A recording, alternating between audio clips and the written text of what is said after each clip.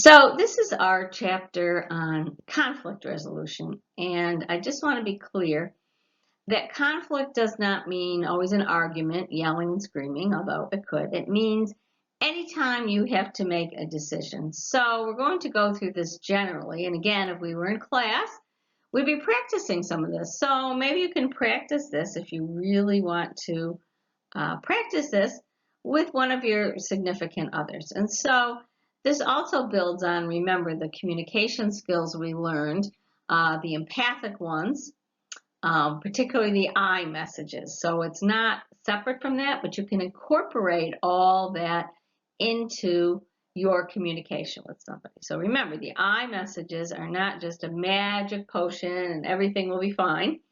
It is a way of not, doing the finger pointing and blaming people.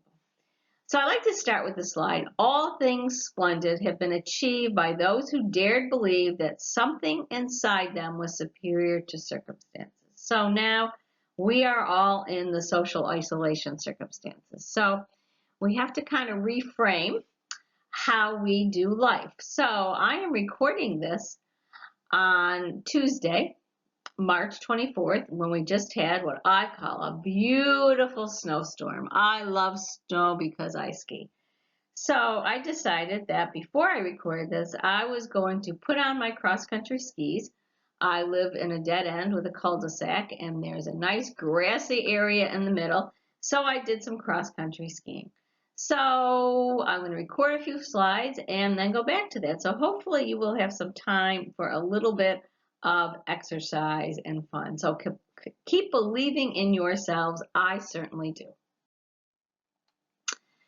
So we're going to look at what is the nature and types of interpersonal conflict, the stages and strategies for conflict management. How can we approach it realistically and positively and use fair, productive, and proven conflict management strategies? Again, this will be compatible with the empathic communication that we learned. I'm also going to be embedding a couple of YouTube videos in here so you don't have to keep listening to me. So choose being kind over being right, and you will be right every time. So what exactly is interpersonal conflict? It can be a disagreement between or among people who are connected, coworkers, friends, family members, lovers. And when you're connected, it signifies that each person's position affects the other person. Positions are interrelated, but yet they can be sometimes incompatible. So think about your service learning groups. Okay, I know they probably look a little bit differently now, but think about how connected you were, okay? And what you did affected somebody else in the group. So how did your position in the group affect the other person? Maybe you were a little more introverted, so you had to come out of yourself to offer ideas. Maybe you were, a little more extroverted, so you really had to say, okay, I'm going to put it on my shelf and be quiet for a couple of minutes. So just think about that, think about maybe what would you have done a little bit differently in that situation. So conflict is inevitable. It is part of all relationships. So if we were in the class, I'd be asking you, how many of you really like conflict? And some people do. Some people like the challenge of conflict. But if we can, put it in our minds that this is inevitable, this is going to happen, and have some strategies. How do we deal with this? And so conflict can be, I like to focus on the positive. It enables us to get a problem out in the open and a possible solution. And sometimes I think that we can do this more quickly rather than letting it fester and then people blow up with each other, and you know where that can go. The relationship can be stronger. It can decrease resentment It can help us share what do we really need, and it indicates commitment and a desire to increase the relationship. So it shows that you have a little bit of courage, that you really want to have a relationship with this person. You know, the negative effects, you have negative thoughts to the opponent, close yourself off, you're liable to seek intimacy elsewhere, and rewards can be difficult to exchange. So remember, in a conflict, you want to do the win-win. So everybody gets a little bit of something out of it. So think about in your group, how did you exactly solve the conflicts? You know, and think about how did you solve conflicts or have communication in your family? Were you forbidden to talk about it? Did you hide it under the rug? Did you have some family meetings? Some people did that. So, you know, if you are so inclined, take a minute and just write a few notes down. How did you do that? And again, you are in service learning groups and you have each other's phone numbers. So you can always watch these slides together on the phone and, you know, share some of the information for you. And I think that way you will really get a little bit more out of it. So this is some basic information on conflict management strategies. Okay, so keep in mind when you're having any kind of a conflict, you want to figure out what do you wish to achieve. Okay, so people have to agree on what is the issue, what is the goal. So think back when you were doing your service learning groups, what you wanted to achieve. Where you wanted to perform the service learning, what was the best activity to do with them, what was each person going to accomplish in relation to this. And remember, that was all part of learning how to communicate. Okay, so it just wasn't, you're not just performing some nice activity, it's learning some communication skills. So second one is emotional state. Think about what is your emotional state whenever you go into some kind of a decision. Okay, is it sorry, using conciliatory strategies? Some people, I have a friend like that. She was not treated so well when she was growing up, and so she's always constantly saying, "I'm sorry, I'm sorry, I'm sorry." Sometimes that can get annoying. Try not to go in angry. You just want to attack the other person because you know that you are absolutely right. Okay. Assessment: what is fair and equitable, and who is responsible? Remember, in any kind of conflict, usually it's a couple of people. Both parties or all parties involved is a little bit responsible. So try to take some responsibility for that. So if you think of your personality, what characteristics in your personality make you a really good communicator? Okay? Have you had a lot of practice with this? Are you patient at this point in time in our class? What is your level of communication skills, and what is your competency with communication skills? And think about what is your family history. How did you learn to solve conflict or not learn to solve conflict? So have you learned new strategies now, or do you just fall back on the strategies you learned with your family? So this is a YouTube video about what would you do. So look at this situation and try to ask yourself, if you were in this particular situation, what would you do? How would you use your communication skills? How would you use your problem solving skills, your conflict strategy skills? And you may have to click a couple of times, so be patient with it. I have checked this out several times, so I do know that this does play. So this is a conflict resolution model, and I want you to focus on the middle first. The middle says issue definition. So I believe that this is often the hardest piece. What are people having a conflict over? Okay, think about conflicts you have. All right, person A thinks it's about, going to the movies.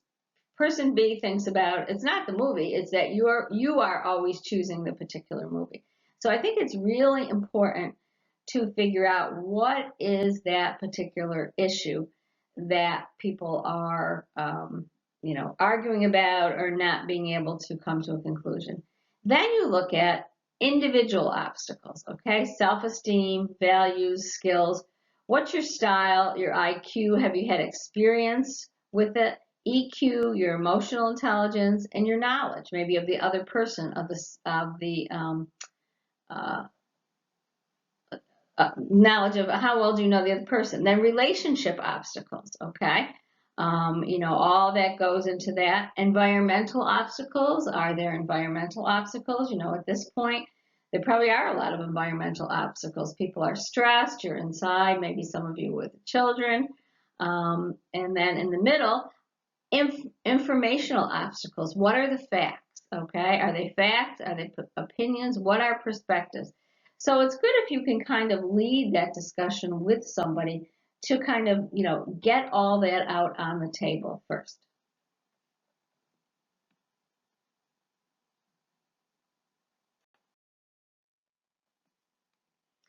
Conflict resolutions, various facial expressions are used to communicate. Physical aggression is often avoided by giving just the right look. So you really have to, kind of be careful about those facial expressions. You want to have as neutral as possible, especially if you are in a conflict with somebody who pushes every hot button that you have. And then there are three outcomes of conflict: win-win, win-lose, lose-lose. Obviously, we all want to get something out of a situation. So if you can structure the conflict, the disagreement, or trying to come to some conclusion, like think about in your service learning groups, you probably didn't get everything you wanted. Maybe it wasn't totally your first choice, but hopefully, you're getting something out of it. Even in these times when we're not seeing each other, hopefully you are continuing your own learning and looking at, how can you improve your communication skills. So this slide, it says a 2-minute model, but kind of just the format is 2 minutes. It will take you much longer. So I just want to go through this from the top. So I think the first most important issue is define the issues and identify the parties. So when you get together, if you're having a conflict or a decision to make, figure out what are the issues first. Again, that is the most important. And then identify who are the parties involved in the decision. Because if you can kind of get everybody on board and everybody agrees to that, that will set the stage for win-win outcomes, okay? You want to understand your interests and understand who's ever involved their interests. Remember when you were meeting as service learning groups, okay? You had to decide the interests of everybody. What were your interests and needs? What were the other person's interests and needs? Then you had to brainstorm creative options. Remember in the beginning, I led you through creative options. Where were you going to do your service learning project? How were you going to advertise it? Who did you know? Did you have a rich cousin that would donate hundreds of dollars to you? Okay. And remember, I said it was a brainstorming, and in brainstorming, will be on your test, hint, hint. Brainstorming, everybody contributes something. And then you share the ideas without comment, and then you go back and you discuss the ideas. And then step 5 is you combine the options into win-win solutions so that everybody gets a piece of it. So if you think in your service learning groups, who got a piece of what? Okay, who got a piece of it? Something that they like to do. And then you formalize the agreement. Remember, you gave me those sheets, most people did, with what were your plans on it and who was going to do what. So that's formalizing the agreement in your service learning project. And this is just a little bit more detailed plan for it. So you can kind of read that down and you can see if, there's a break, define the issue and identify the parties, break down the context or break the problem down. So when you identify the issues, it's not just probably one issue. There's other issues underneath the issues, okay? And then analyzing your reasons. To the right, encourage positive relations and handle negative emotions. So there's all these different categories involved in how do you make a decision. So if you go to the very bottom one, is agreement reached? Okay, if no, redefine the areas of disagreement. Maybe there were some areas that weren't quite covered in there, okay? And then jointly acknowledge the agreement. And then again, it's another chart that says conflict resolution stages. Define the conflict, identify possible solutions, test the solutions, okay? Maybe you went out to, friends and family and you didn't get much there, so you said, oh, I think we have to evaluate the situation and put up a GoFund page, okay? And then maybe you got a lot of money from the GoFund page. So you either accept the solution or reject the solution. So think about in your service learning groups, how many times, you had to do that and kind of go back to the drawing board, okay? I know there was, a couple groups, they couldn't do their original plan. I know there was one group, a couple people dropped the class, so they combined. So again, testing solutions and then figuring out another solution. And then stages of conflict management. Again, this is kind of saying it another way. So you want to figure out, is it a content or is it a relationship issue? Define the issues. Issue is spelled wrong, sorry about that, in specific terms. So the more specific you can be and not just have general, defining it generally. Avoid mind reading and ask questions, those open-ended questions. And remember, ask the question in a calm manner, so ask it, like, I'm not really understanding, could you tell me more about that, rather than, I'm not understanding what you're saying, kind of snarky. So, practice those calm, open-ended questions. The next stage is examine possible solutions, what we just said. And sometimes you can test the solution mentally and in reality. I remember one time I was applying for a job, not this one, but another one, and somebody had said to me, well, act 24 hours if you had the job, and then took the job, and then the next day, act as if you hadn't taken the job. So I did that, and that really worked. In the end, I did accept the position, but it helps you evaluate it. So you can do it with different solutions, and that's another way to help you either accept or reject the solution. And then content and relationship conflict, this will be on your test, hint, hint. So content conflict centers on objects, events, and persons that are usually external to the parties involved in the conflict. For example, what are we going to watch on television?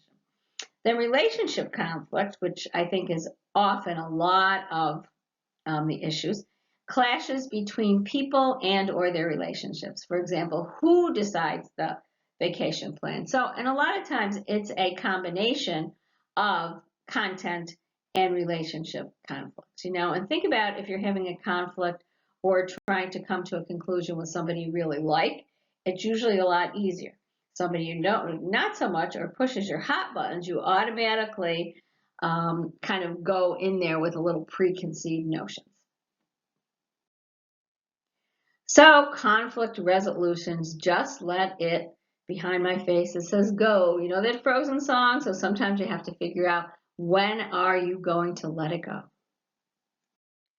So this is kind of a simple problem solving wheel, again, something maybe you can use with your children. And I'd like to start, down at the bottom, use an I message. I feel, when you, because. And again, this is not like a magic communication trick and everything's going to get better, but it will stop you from doing that infamous, blame game, okay? Share, take turns communicating, talk it out. talk it out. And sometimes you may have to control the conversation because maybe the other person doesn't have really great conversation skills. Stop, think, try to act calmly. Okay? Take a breath, count to 10. You may need to count to 20. You may need to put something on that wonderful shelf in your head, whatever it takes. Now, by ignore and walk away, I don't mean stomp away. Sometimes I would never just walk away, but sometimes you might need to say to the other person, can we agree to disagree? And then maybe we need to either finish the conversation or just agree to disagree. And sometimes apologies help too. Now, it doesn't want to be, you don't want to apologize just to get the conflict over with. I like to do that sometimes, not so good. But hopefully try to make it a sincere apology.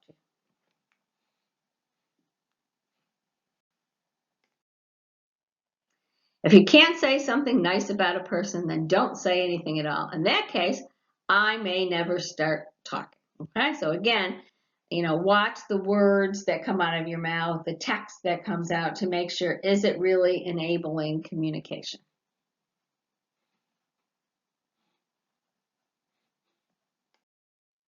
Being calm, some of us, like me, are not quite hardwired to be calm, but the more you can act calm in a conflict and just kind of breathe, the better off it is for everyone. So how do you disarm anger? I love these little 4 steps, Be appreciative of that you are willing to engage and the other person's willing to engage. Always ask for additional information. I find that a lot of conflict is because we don't have enough information, we're missing information, and we're reacting to someone based on the little information we have. So again, ask those open-ended questions and always keep in mind by telling the other person, I'm asking for this because I really want us to understand and help to solve these issues. Try to find a commonality, find something on which you can agree. And I would say, if you can do that in the beginning, like when you were doing your service learning groups, you're talking about, well, can we agree on we all wanted to work with children, ages 5 to 10, and then, what else you agree on, and then begin to focus on a particular solution. So this is another what would you do video. I think they're very interesting. So watch it and just think about what would you do in this particular situation. So these are different types of hats which indicate the different types of roles you might take. If I had a whole bunch of hats at home, I'd make this really funny and put hats on, but you can kind of use your imagination. Okay, so the first hat is fact hat. It focuses attention on facts and figures that directly affect the situation. So were you the person in your service learning group that says, okay, let's figure out who's going to do what task, how much money each person's going to make, and other facts and figures that relate to your particular service learning project. Did you put on the feeling hat? Did you have an emotional response to the situation? Were you the person who always asked people how they were feeling, if anything was going on in their lives, what could you help with, those kinds of things?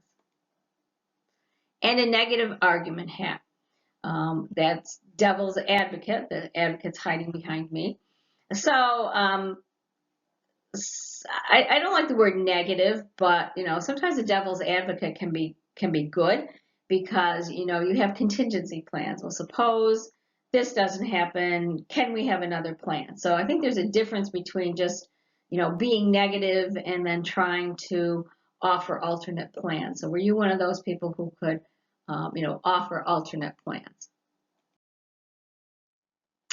And then the positive benefits hat or positive hat. Were you always trying to, suppose there was an issue, did you always try to, look at something in the most favorable light, something positive, or pointing out, even though this, we might have time constraints, look at all we'll be learning in this. So kind of positive benefits. Did you put on the creative new idea hat? Were you the one that could kind of generate other ideas?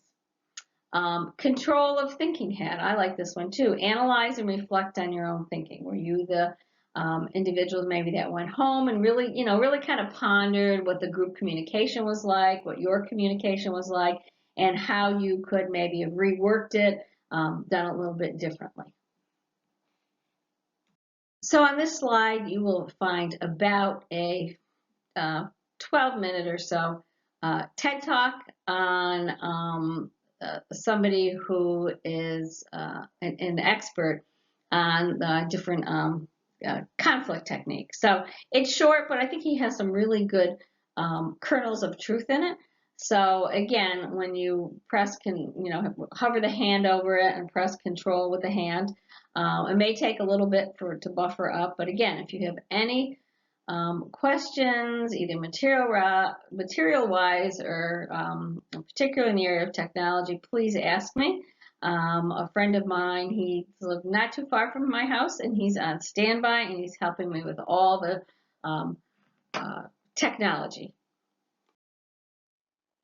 And I just thought on this last slide, remember to kind of keep breathing and believe in yourself. We will get through this together, and do something nice for yourself today. Okay, and enjoy. Have a great day, and I'll catch up with you soon.